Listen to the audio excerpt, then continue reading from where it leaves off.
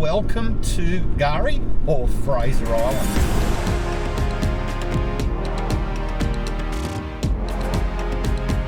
Oh my gosh.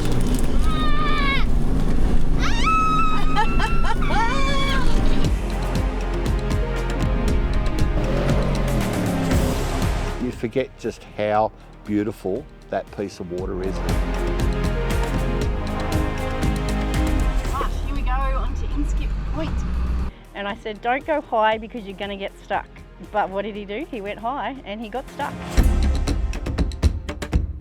Oh, this is exciting. I don't know what to expect.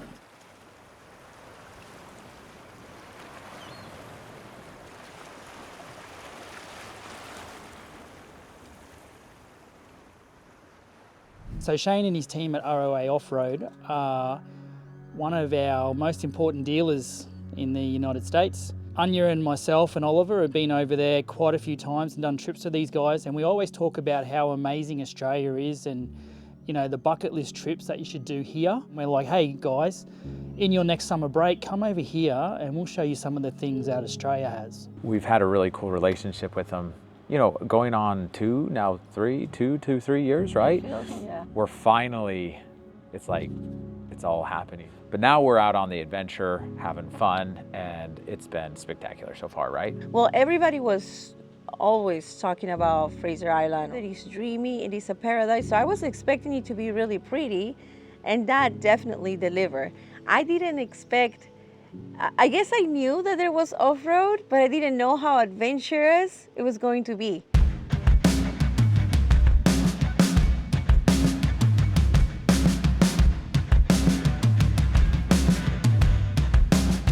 Here we are at Inskip Point, ready to head across to Fraser Island. Before we hit the sand, I just want to make sure everything is A-OK and drop my tyre pressures. I'm going to err on the side of caution and drop my pressures lower because we've got to get across Inskip Point here, and that is really, really soft. Everyone's seen the viral videos of people getting stuck there. I don't plan on being a viral video, so I will probably go around 2 to 3, maybe 4 psi lower than I normally would for a sand crossing.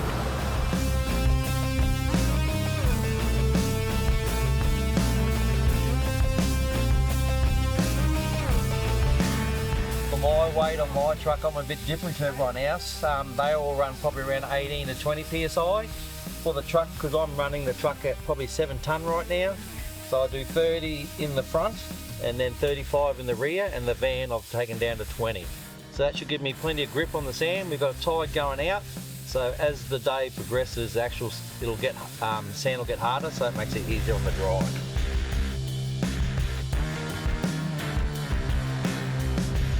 We're at Inskip Point. So we're about to hit the beach. So we're letting air out of the tires, dropping the tires down to 18 psi, and I guess we're gonna get on the beach. I have no idea what we're doing. I just know we're getting on a ferry because we're going over to Fraser, I think it's Kgari Island, and we're gonna be driving on the beach for hours today. But yeah, so we're just airing down.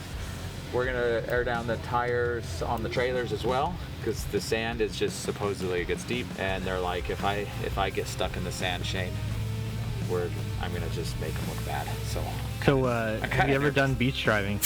I have done beach driving, but I've gotten stuck every time I go, so I'm a little worried. But I don't think I let my air out last time I went in Mexico. But yeah, I am usually driving on rocks, cliffs, ledges, boulders.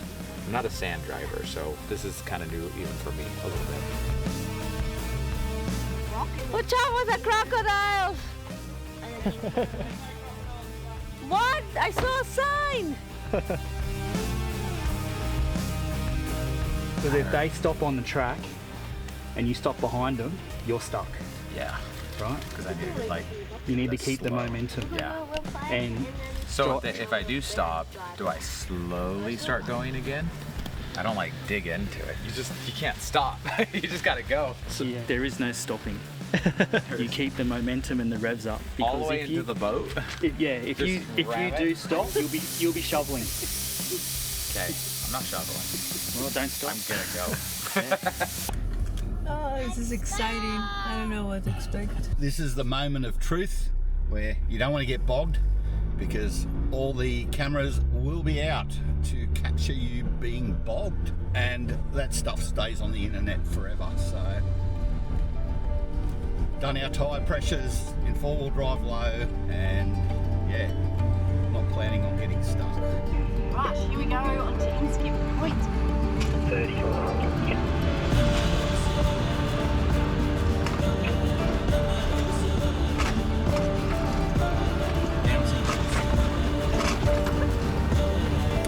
Yeah, it's quite bouncy the first bit, but firm underneath.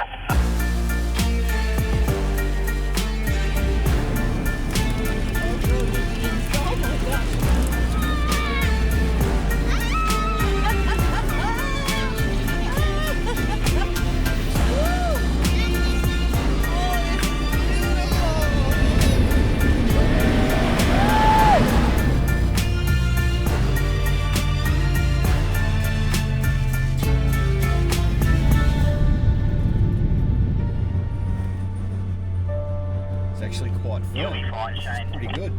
Oh, sand coming in the window. Oh!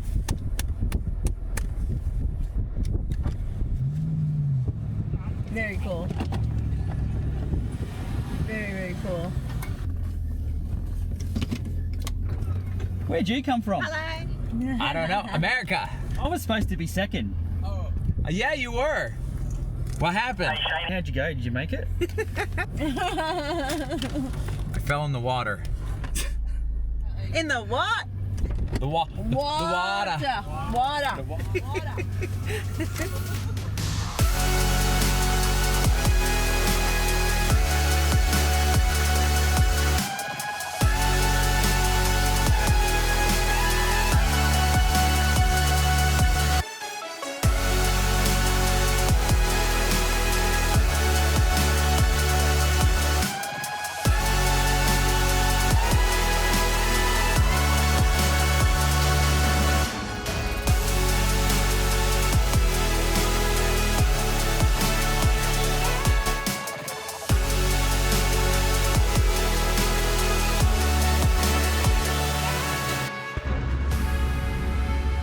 Lights on, please.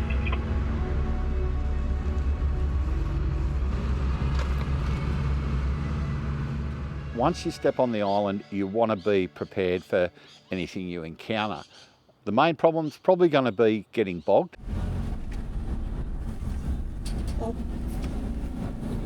This is something. This is something, huh? Yeah. We got off the barge at Hook Point. There were some people as we were getting off of the barge that mentioned that don't get in our way because there was the four of us with caravans. And so Banksy was a little bit too accommodating, I think. Where's those other cars? Out of the way, I'll go left. I'll go up top. Is that alright? Go up top? Coming around you now. No, I can go up top though. Here. Why are you going up top? It's soft up there. No, just here. It's hard here. And I said, don't go high because you're going to get stuck. But what did he do? He went high and he got stuck. Oh, you're getting stuck. Speak to me. Everybody's like, Shane, be careful, you don't get stuck. You aren't gonna get stuck in the sun. They're freaking out. We come in and one of their most experienced guys, he goes right in and gets stuck in the sand over here. Luckily, it was only a quick tug by Vaughan. He left his van on. We just did the old dual across the back. So it's a tandem pull, and he just gave me a little nudge and we were out. Just shows me next time that I'll just stick to the bottom rather than trying to please everyone.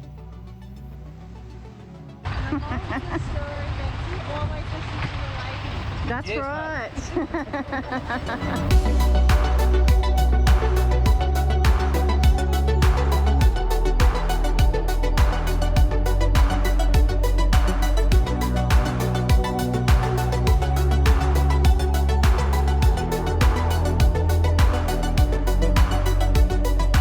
Shane, you got a copy?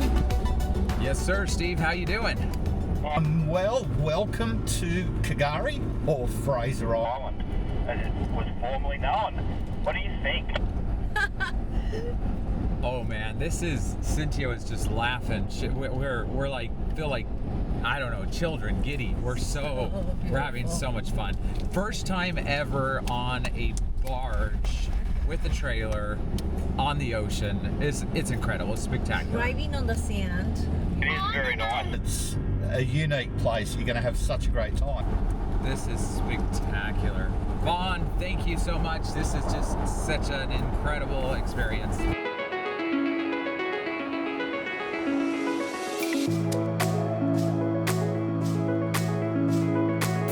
So Oliver and Courtney, best mates from the US trips for over about a year and a half now, they have not stopped laughing the whole way. I actually haven't even seen Oliver through the day because he's been travelling with Shane and Cynthia in their car. It's been awesome to see the two kids out actually playing and minimal screen time. So we're right now in the car, about to go to the bakery, and Courtney's playing this cat game. It entertains her because she has nothing else to do and she doesn't like looking out the window. So she plays a cat game.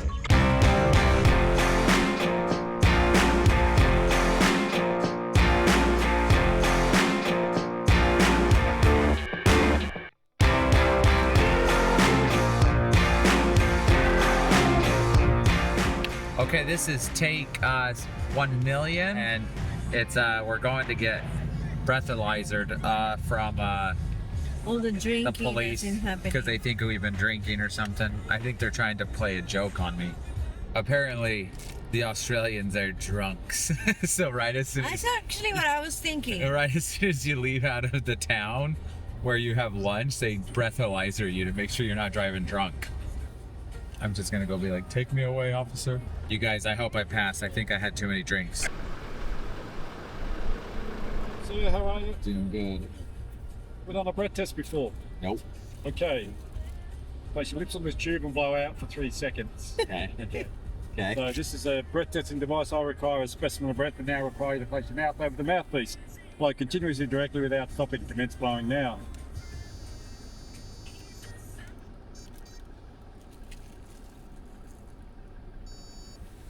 So first time on the island, sir? Yes. Okay, what's the speed here? Speed limit here? 40. Okay, so all the built up areas are 40, open areas on the beach are 80. What's the maximum inland?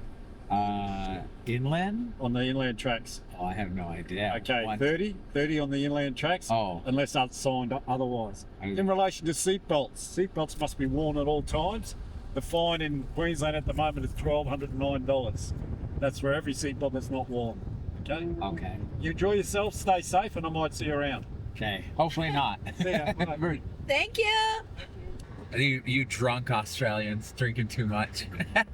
That's hilarious. I've never experienced that in a routine breathalyzer in the US. I mean, people, if an officer sees you driving and he looks like you're drunk because you're swerving, maybe that's what he thought. Maybe it just looked like I'm a terrible driver. Whatever.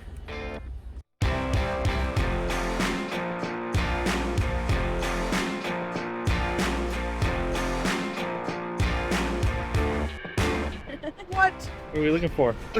Look. Wow. Is that a clam? Do you eat them? Yes. Okay. Yeah. We'll But we can eat them. Yeah. Oh, Is that what we do? Yeah. He does like you do oysters Kilpatrick, but he'll do a Pippies Kilpatrick. Oh. So how do you spot them? So there's usually like a little divot in the sand, like a little bump in the sand, and then they're not very far from the surface. Like here, here's one. Okay. Yeah. And they're alive. They're alive. There it is. They're alive. Awesome. Look at that one. What do you need? What do you need? There you go. He's hiding on you, is he? Under there, keep going. This way. Oh, that. 3 of them. Yeah. This is cool. I hope we're gonna eat a bunch tonight. That would be so cool.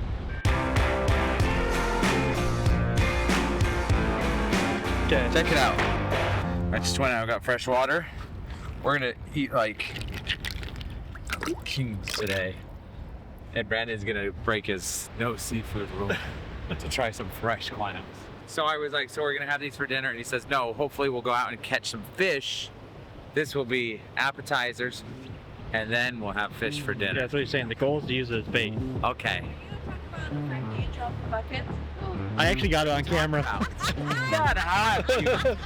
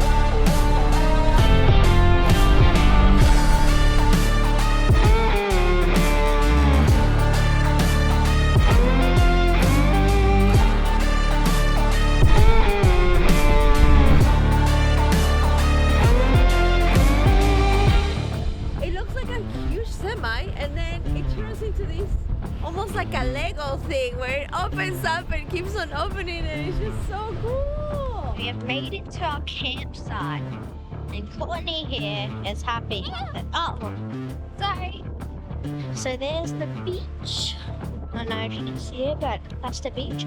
We made it. This little area here. I'll get more to it later.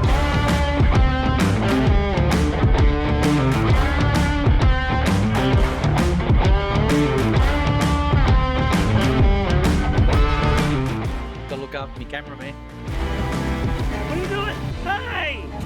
All right, I'll take it. It's worth it for a beer. Thank you. You can definitely come on more trips.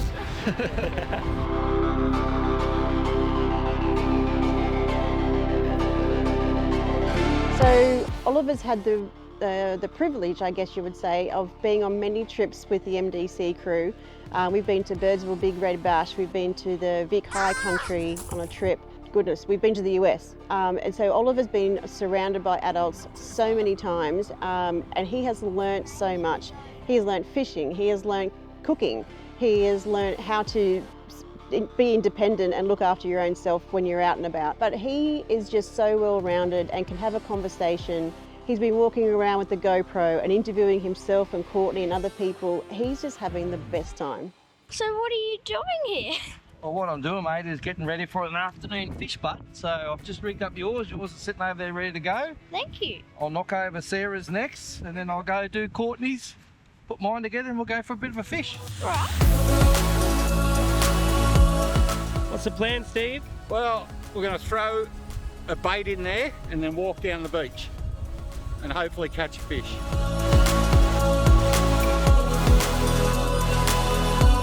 Ollie, what do you reckon? Who's going to catch a fish first, you or Steve? Probably Steve. I'm going to beat him. So he might get first because he's out there, but I'm going to beat him in the mountain.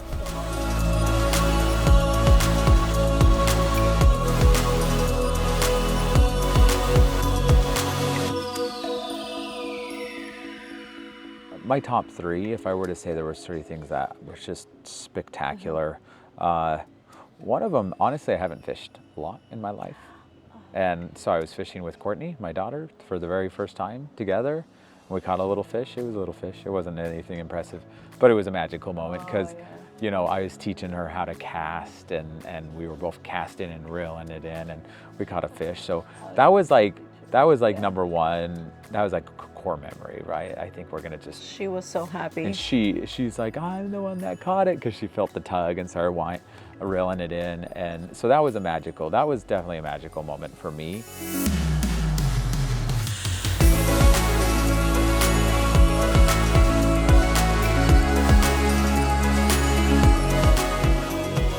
We're now just short of the Maheno wreck on one of the campsites along here. We found one big enough to get all the vans in, which is excellent. So Vaughan has been a wonderful host and put a roast pork in the smoker. It smells great, the crackling looks good. Everyone will be hungry, I would imagine. It's been a bit of a day. So now we're going to pork on a bun with a bit of gravy and pig out.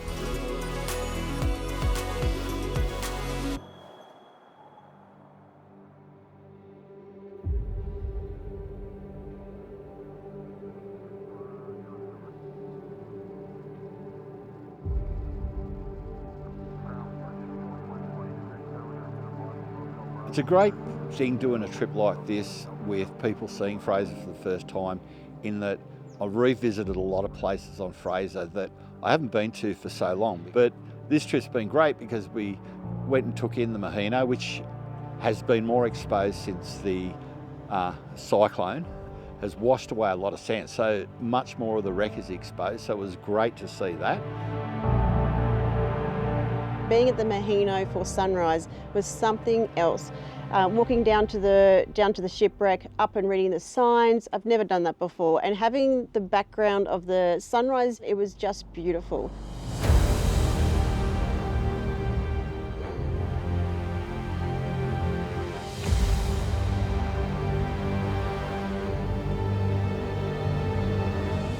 The tide had just been high, it was coming down, and the team's made a decision to go to Eli Creek, and we've gone there, and because no one else can get access, we're actually there on our own for about the first 3 or 4 hours, and that's amazing because every time I've been to Eli Creek, it is just packed out and you just can't get a spot. To have breakfast there and have the place to ourselves, next level. Yep, we're getting into the water. Oh, I just saw a fish! You did? I just saw a fish!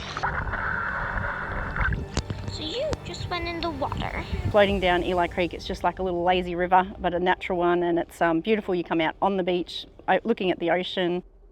The locals went down once, and we just kept walking up and kept floating down. It was just so relaxing, and it was so beautiful. We were just in our tubes, holding hands, talking and looking around. Oh, that was so fun.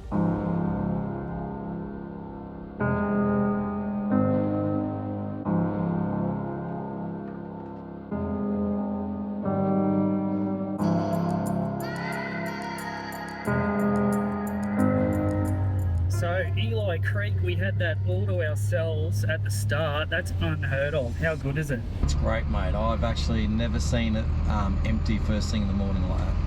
I think we had a good campsite to get there early. What did you think, Shane? That's your first impression of Eli Creek. I think we Loved it. What do you think, Cynthia? Beautiful. I thought it was private and arranged for us. Yeah, I think we take places like this a bit for granted sometimes in Australia. I've been here so many times for fishing trips and whatnot, but yeah, seeing you guys see it for the first time has sort of got me excited about the place again. Hey Banksy, you were saying that water come from the mainland? Yeah, so it's from the Artesian Basin on the other side of Maryborough. They tracked it to about 2 hours out. I believe they did some sort of radioactive isotope that they put in, and traces of it turned up here. Okay, that's the go. Put a radioactive isotope in the groundwater. Oh, it wasn't one of those ones that's bad for you. Your government at work.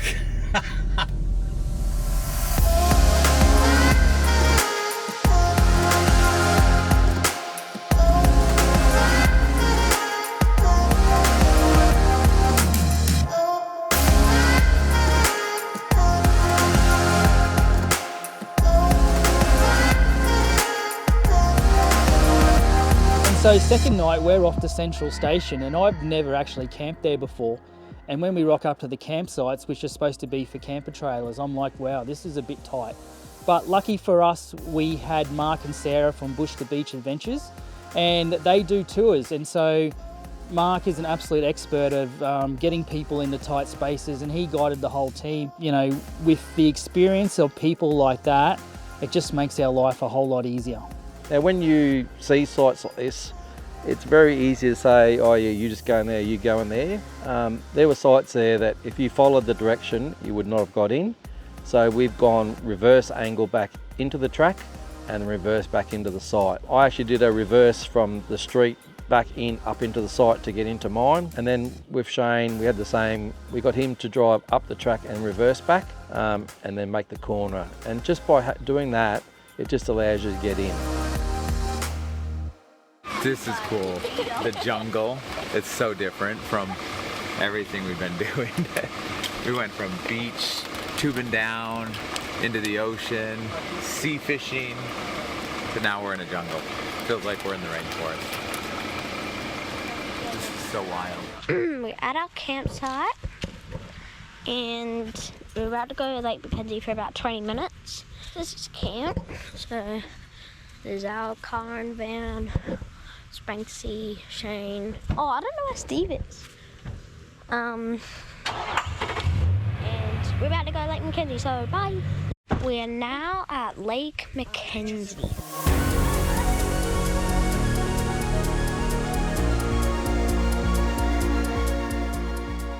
You forget just how beautiful that piece of water is. It's crystal clear, beautiful perched lake. So it's just sitting on top of the sand dunes there. And it's a rainy day, freezing, it's the middle of winter. I don't normally swim and I thought, you know what the heck? Let's just live a little. It was super cool to see the boys running in and diving and doing like a cold plunge. It was so cool. Oh, he's going up! Oh!